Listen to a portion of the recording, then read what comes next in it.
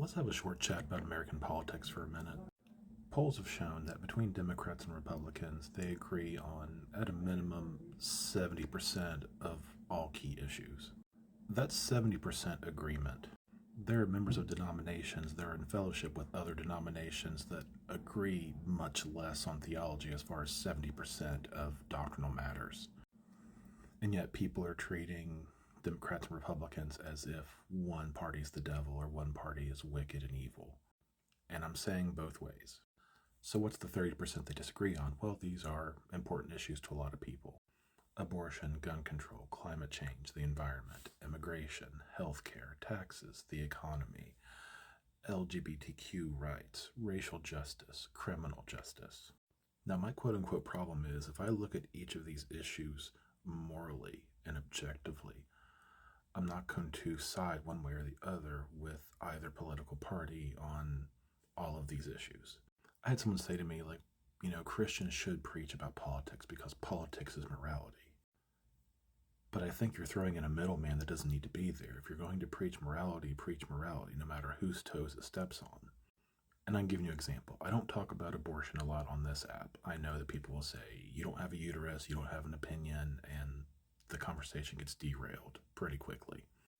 But in the past, where I have had these conversations, and I'm not analyzing abortion as a legal issue. I'm not trying to argue for the passing of laws that affect people's bodies, and I use that term loosely because I know people don't like that term. Or if I'm thinking there should be laws in place that affect how you make decisions for your family, people get defensive. If I am giving you the impression that I'm arguing from a religious standpoint solely, then people get defensive. They think I'm trying to win them over or convert them or force my views upon them, my religious views upon them. I saw James White in a video yesterday saying he doesn't participate in certain groups because once you're pro-life or you're advocating for a pro-life politically, you can't publish a book against Catholicism because Catholics are part of the fight for pro-life and you have to link arms and fight against this greater evil, and you can't try to proselytize. And some groups do, and some individuals do go out to clinics and try to, win people over to their church or their understanding of theology or just Christ in general.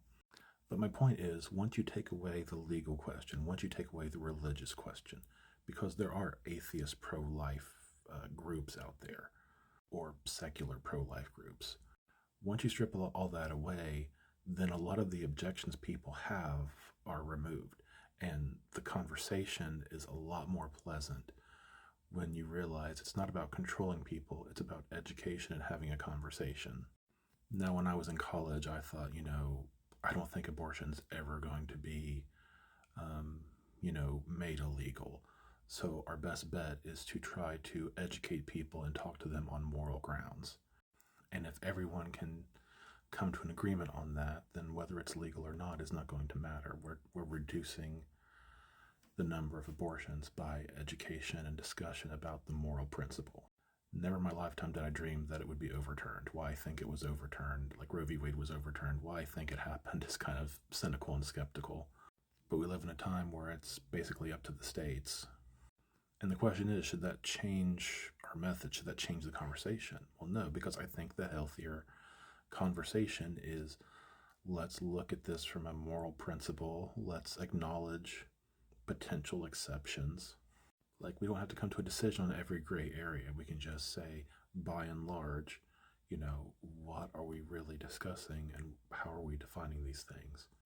I'm not going to go into, the rhetoric or the talk about it. That's not my point. My point is, when you remove the legal aspect, when you remove the religious aspect, when you're not trying to force conversions or trying to control people, and you're just trying to stand up for what you believe and what you think is right, people will talk to you, they will respect you, you will get a lot further in at least them having an understanding whether they accept what you're saying or not.